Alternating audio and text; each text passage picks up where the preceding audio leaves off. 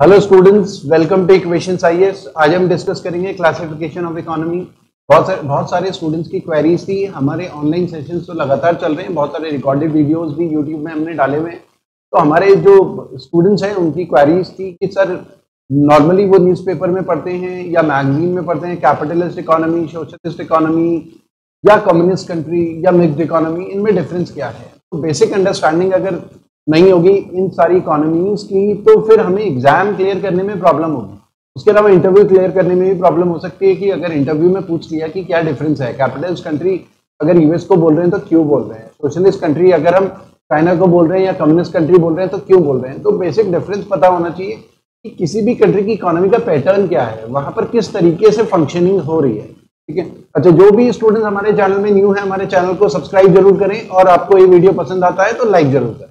ठीक है, तो स्टार्ट करते हैं क्लासिफिकेशन ऑफ इकोनॉमी। अब इकोनॉमी में आपने सुना होगा कि कैपिटलिस्ट कंट्री है, यूएस या किसी और कंट्री के लिए बोला होगा कैपिटलिस्ट कंट्री है, ये इंडिविजुअल कैपिटलिस्ट है। तो क्लासिफिकेशन ऑफ इकोनॉमी की बात करें तो एक क्लासिफिकेशन हो गया हमारा कैपिटलिस्ट इकोनॉमी। ठीक है, कैपिटलिस्ट इकोनॉमी की खासियत क्या होती है? कैपिटलिस्ट इकोनॉमी की खासियत होती है कि वहां पर गवर्नमेंट का इंटरवेंशन बहुत कम होता है बिजनेसेस में। मतलब अगर किसी पर्टिकुलर कंट्री में बहुत सारी कंपनीज हैं, अब वो कंपनीज गवर्नमेंट कंपनीज भी हो सकती हैं, प्राइवेट कंपनीज भी हो सकती हैं, लेकिन उस पर्टिकुलर कंट्री में प्राइवेट कंपनीज डोमिनेट कर रही हैं और उनको बिजनेस फ्रीडम है। गवर्नमेंट क्या कर रही है, उनके काम में टांग नहीं अड़ा रही है।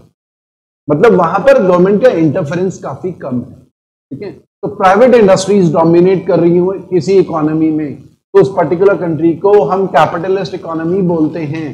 तो एक तो इसमें कैपिटलिस्ट कंट्री में नो गवर्नमेंट इंटरफेरेंस, किसी भी बिजनेस में गवर्नमेंट का इंटरवेंशन नहीं होता है। नो गवर्नमेंट इंटरफेरेंस या नो गवर्नमेंट, तो एक तो ये क्लैरिटी होनी चाहिए। Private companies dominates, private company dominate कर रही होती हैं। ठीक है, प्राइवेट, ये बहुत इंपॉर्टेंट फैक्टर है जो आपको कैपिटलिस्ट इकोनॉमी में पता होना चाहिए। अगर किसी कंट्री में गवर्नमेंट कंपनीज ही ज्यादा हैं, बहुत ज्यादा, प्राइवेट कंपनीज कम है, तो उसे फिर कैपिटलिस्ट कंट्री नहीं बोलेंगे। जैसे अमेरिका है, वहां पर प्राइवेट कंपनीज डोमिनेट कर रही हैं। ठीक है, गवर्नमेंट का इंटरवेंशन कम होता है। ठीक है, वैसे हम प्योर कैपिटलिस्ट उसको बोलते हैं जिसमें गवर्नमेंट का इंटरवेंशन हो ही ना, प्राइवेट कंपनीज डोमिनेट कर रही है। ठीक है, लेकिन यूएस के केस में या कोई भी कंट्री ना प्योर कैपिटलिस्ट नहीं हो सकती, क्योंकि थोड़ा बहुत गवर्नमेंट का इंटरवेंशन तो होगा ही। वो डिग्री 10% से लेकर 90% तक हो सकता है डिग्री। ठीक है, बस, लेकिन आपको बस ये समझना है कि मेजॉरिटी जो है ना प्राइवेट कंपनीज डोमिनेट कर रही होती है, गवर्नमेंट कंपनीज कम होती हैं, सरकार इंटरफेयर नहीं कर रही होती कैपिटलिस्ट इकोनॉमी में। यहां पर जो कंपनीज होती है प्रॉफिट ओरिएंटेड होती हैं, वेलफेयर ओरिएंटेड कम होती हैं। एक तो ये क्लियर होना चाहिए, प्रॉफिट ओरिएंटेड मतलब ऑब्जेक्टिव कंपनी का है प्रॉफिट कमाना, समाज की भलाई ऑब्जेक्टिव नहीं है, प्रॉफिट कमाना। कैपिटलिस्ट कंट्री प्रॉफिट ओरिएंटेड ज्यादा होती है, जितनी भी कंपनीज हैं हर साल वो अपना दुगना, 3 गुना, 4 गुना प्रॉफिट कमाती रहेंगी, ऑब्जेक्टिव, क्योंकि प्रॉफिट ज्यादा से ज्यादा करना होता है।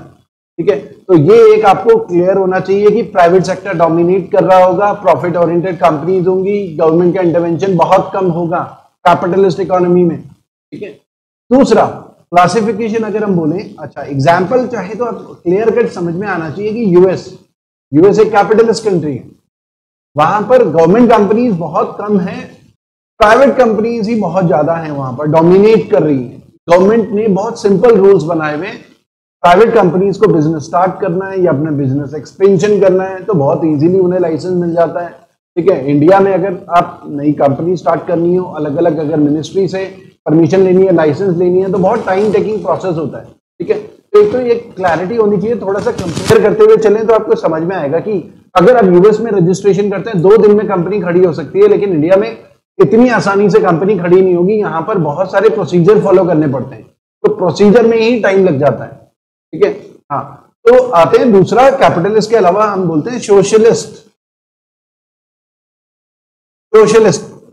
इकोनॉमी। अब देखो कैपिटलिस्ट और सोशलिस्ट में मेजर डिफरेंस क्या है। सोशलिस्ट वर्ड कहीं भी आए कहीं भी आप सोशलिस्ट वर्ड समझें तो इसका मतलब सीधा सीधा होता है इक्वालिटी। इसमें focus on equality. Socialist economy में इक्वालिटी पे जोर ज्यादा दिया जाता है, फोकस ऑन इक्वालिटी। सोसाइटी में जो इनइक्वालिटी है ना वो रिड्यूस करना है। अमीर और गरीब के बीच का जो गैप है वो बढ़ता जा रहा है धीरे धीरे करके, ठीक है, पहले भी गैप रहा है, अभी भी बढ़ता जा रहा है। तो सोशलिस्ट इकोनॉमी में उस गैप को रिड्यूस करना है, इक्वालिटी पे जोर होता है। Equal distribution of material resources, ठीक है, इसको इस लैंग्वेज में भी बोल सकते हैं, equal distribution of material resources. जो भी रिसोर्सेज नेचर में या सोसाइटी में अवेलेबल हैं उसका डिस्ट्रीब्यूशन इक्वल होना चाहिए लोगों में। ये नहीं कि वो रिसोर्सेज केवल अमीर लोग ही एक्सप्लॉइट कर रहे हैं, गरीबों के पास भी वो रिसोर्सेज होने चाहिए, ठीक है। तो equal distribution of material resources, ये बहुत इंपॉर्टेंट लाइंस हैं जो आपको समझ में आनी चाहिए कि सोशलिस्ट कंट्री में क्या होता है। Equal distribution of material resources, material resources. अब देखिए आपको यह समझ में आना चाहिए कि इक्वल डिस्ट्रीब्यूशन कैसे होगा मटेरियल रिसोर्सेज का, है ना। जैसे कैपिटलिस्ट इकोनॉमी यूएस है तो वहां तो बिजनेसमैन बिजनेस कर रहा है, उसे फ्रीडम है, वो प्रॉफिट कमाता जा रहा है, इनइक्वालिटी बढ़ेगी। लेकिन सोशलिस्ट कंट्री में इक्वल डिस्ट्रीब्यूशन मटेरियल रिसोर्सेज का कैसे होगा? जब गवर्नमेंट गरीबों के लिए बहुत सारी स्कीम्स लेकर आएगी, जनधन योजना हो, अटल पेंशन योजना हो, तो बहुत सारी गवर्नमेंट की स्कीम्स आएंगी जिससे क्या होगा, जो गरीब लोग हैं, अमीर और गरीब के जो गैप है वो रिड्यूस होगा। सरकार अमीरों के ऊपर टैक्स लगाएगी, tax the rich and give it to the poor. अमीरों के ऊपर टैक्स लगाओ और गरीबों को दे दो। उससे क्या होगा, ये सोशलिस्ट फीचर हो गया। जब हम अमीरों के ऊपर ज्यादा टैक्स लगा रहे हैं, इनकम टैक्स के स्लैब भी ऐसे ही है कि जो ज्यादा कमाता है तो ज्यादा टैक्स, 5%, 10%, 15%, 20%, जिसकी इनकम जैसी है उसको ज्यादा टैक्स देना है। तो अमीरों से लेना है, गरीबों के ऊपर खर्च करना है। और गवर्नमेंट की इतनी सारी स्कीम्स हैं, पॉलिसीज हैं गरीबों के लिए। बीपीएल फैमिलीज को फ्री राशन भी मिलता है, इलाज भी फ्री है, तो बहुत सारी स्कीम्स भी चल रही हैं साथ साथ, ठीक है। तो सोशलिस्ट इकोनॉमी का फीचर होता है ये, जो इंडिया में इतनी सारी स्कीम्स आ रही हैं वो सोशलिस्ट इकोनॉमी का फीचर है। इसका मतलब ये नहीं हुआ कि इंडिया सोशलिस्ट इकोनॉमी होगा। इंडिया सोशलिस्ट इकोनॉमी के भी फीचर है, कैपिटलिस्ट इकोनॉमी के भी फीचर है, दोनों फीचर है, ठीक है। तो ये क्लैरिटी आपको होनी चाहिए। सोशलिस्ट मतलब सीधा सीधा होगा equal distribution of material resources, clear cut, focus on equality, equality पे जोर होता है, ठीक है। उसके अलावा सोशलिस्ट कंट्री का एक और इंपॉर्टेंट फीचर है, गवर्नमेंट जॉब्स होती है, सरकारी नौकरियां, प्राइवेट कंपनीज नहीं होती। तो यहां पर क्या होगा, गवर्नमेंट जॉब्स, गवर्नमेंट कंपनीज और गवर्नमेंट जॉब्स वो डोमिनेट कर रहे होते हैं। सरकारी नौकरियां होंगी, प्राइवेट नौकरियां नहीं होंगी। सोशलिस्ट, जैसे अगर हम इंडिया में बोले ओएनजीसी, बीएचईएल, कोल इंडिया लिमिटेड, इतनी सारी गवर्नमेंट कंपनीज हैं, ठीक है, जहां पर जॉब्स वगैरह निकलती हैं। तो ये ना सोशलिस्ट इकोनॉमी का फीचर है। गवर्नमेंट कंपनीज में जॉब के लिए हम अप्लाई कर रहे हैं, बहुत सारे स्टूडेंट गवर्नमेंट जॉब के लिए अप्लाई कर रहे होंगे, तो सोशलिस्ट इकोनॉमी का फीचर है। लेकिन इसका मतलब ये नहीं कि इंडिया में प्राइवेट नौकरियां नहीं है, प्राइवेट नौकरियां भी हैं। तो इंडिया में क्योंकि प्राइवेट नौकरियां होती है तो कैपिटलिस्ट कंट्री का फीचर होता है। सोशलिस्ट इकोनॉमी होती है तो वहां पर गवर्नमेंट जॉब्स होती है। तो इंडिया में दोनों फीचर अवेलेबल हैं, ये एक क्लैरिटी होनी चाहिए, ठीक है। तो यहां पर socialist economy focus on equality होता है, equal distribution of material resources है, गवर्नमेंट जॉब्स रहती हैं, ठीक है। सेंट्रल प्लानिंग होती है, बहुत इंपॉर्टेंट आपको समझना है। सेंट्रल प्लानिंग मतलब सेंट्रल गवर्नमेंट, जो भी गवर्नमेंट है वहां पर उसकी प्लानिंग हो रही है इक्वालिटी को रिड्यूस करने, इनइक्वालिटी को रिड्यूस करने के लिए। कैपिटलिस्ट कंट्री में इतने बड़े लेवल पे सेंट्रल प्लानिंग नहीं होती, सोशलिस्ट इकोनॉमी में बहुत बड़े लेवल पे सेंट्रल प्लानिंग होती है, ठीक है। ये वेलफेयर ओरिएंटेड होते हैं, ये आपको क्लियर होना चाहिए। वेलफेयर, भलाई लोगों की, वेलफेयर ओरिएंटेड, ठीक है। तो ये आपको क्लैरिटी होनी चाहिए। और स्टेट गवर्नमेंट जो है ज्यादातर इकोनॉमिक एक्टिविटीज कर रही होंगी, तो हम ऐसा भी बोल सकते हैं कि state directly performing major economic activities, performing major economic activities, major economic activities,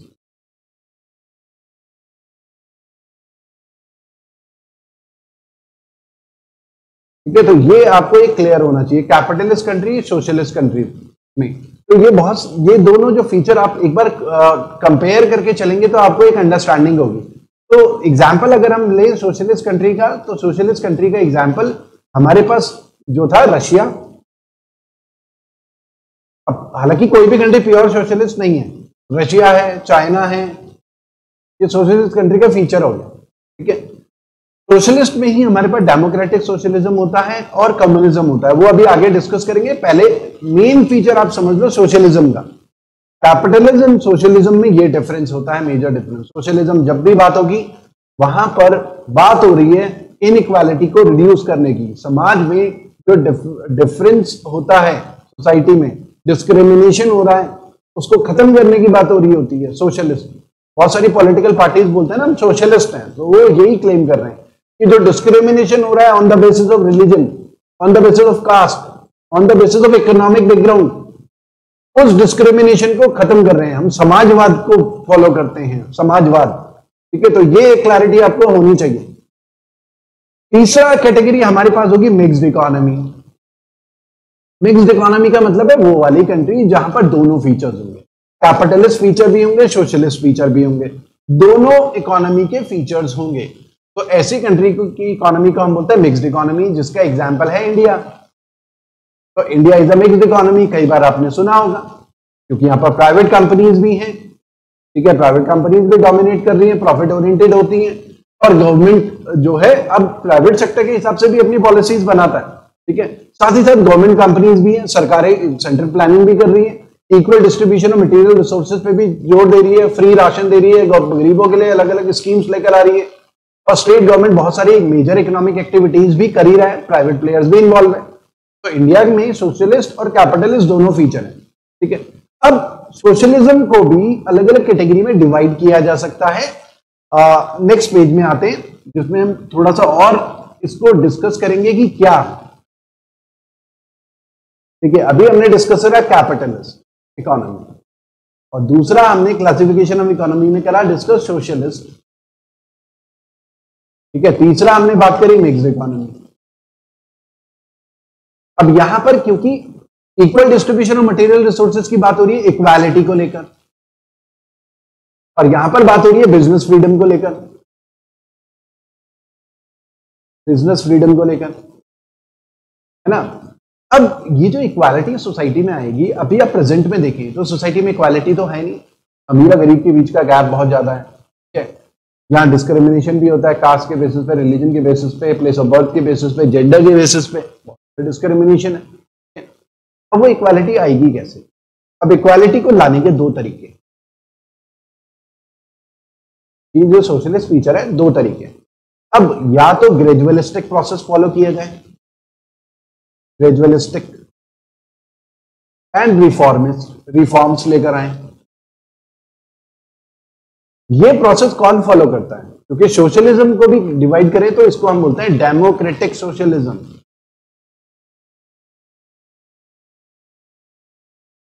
democratic socialism, gradualistic and reformist तरीका, मतलब धीरे धीरे करके समाज में सुधार लेकर आए, पॉलिसीज लेकर आए, धीरे धीरे करके 20 साल, 30 साल, 50 साल, 60 साल में कोशिश ये करनी है कि इक्वालिटी आए। इक्वालिटी तो आना वैसे इम्पॉसिबल है। ठीक है, ऐसा नहीं हो सकता कि सोसाइटी में सबकी इनकम बराबर हो, क्योंकि कुछ लोग टैलेंटेड होते हैं, उन्हें रिवॉर्ड्स मिलना भी चाहिए, इंकरेजमेंट मिलना भी चाहिए। तो इक्वालिटी, प्योर इक्वालिटी आ जाएगी 100%, ऐसा इम्पॉसिबल।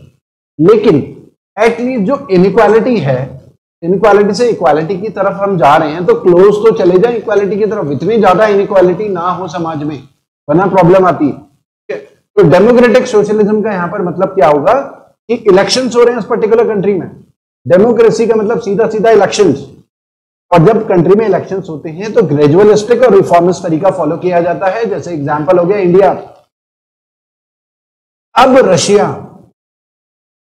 1991 के बाद, क्योंकि 1991 से पहले रशिया जो है डेमोक्रेटिक सोशलिज्म को फॉलो नहीं करता था। 1991 से पहले रशिया में इलेक्शंस हो ही नहीं रहे थे, रशिया एक कम्युनिस्ट कंट्री था, वहां पर कोई इलेक्शन नहीं। ठीक है, तो एक तरीका है इक्वालिटी लाने का, ग्रेजुअलिस्टिक और रिफॉर्मिस्ट, जैसे अभी इंडिया में फॉलो किया जा रहा है। कैपिटलिज्म भी है, लेकिन साथ ही साथ डेमोक्रेसी है और इक्वालिटी लाने की कोशिश की जा रही है।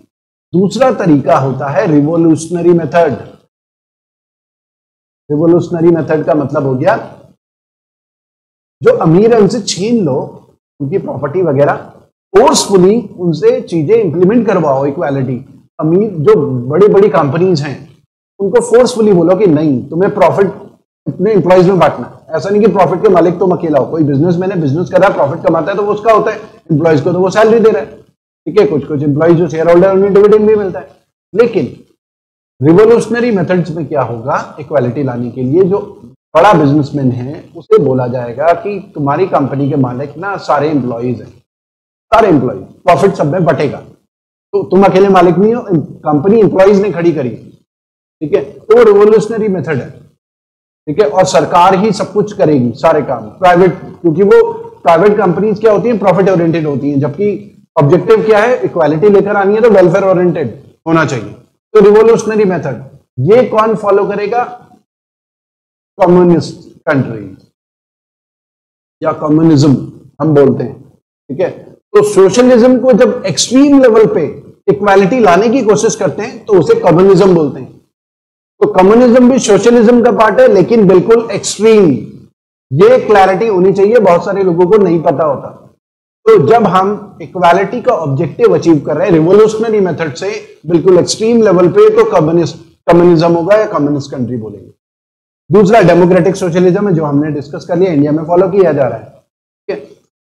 चाइना एक कम्युनिस्ट कंट्री है, चाइना एक कम्युनिस्ट कंट्री है, एग्जाम्पल इसका, वहां पर इलेक्शंस नहीं हो रहे हैं 1949 से टिल डेट, वहां डेमोक्रेसी नहीं है, इलेक्शंस नहीं हो रहे हैं। चाइना एक कम्युनिस्ट कंट्री है, और भी कम्युनिस्ट कंट्री है जैसे लाओस, कंबोडिया, वियतनाम, ठीक है, क्यूबा, रशिया भी 1991 से पहले कम्युनिस्ट कंट्री था, ठीक है। तो ये एक आपको क्लैरिटी होनी चाहिए कि कम्युनिज्म का मतलब क्या है। कम्युनिज्म का मतलब एक्सट्रीम सोशलिज्म है। सोशलिज्म के जो ऑब्जेक्टिव्स हैं उनको रिवोल्यूशनरी मेथड से अचीव करने की कोशिश की जा रही है।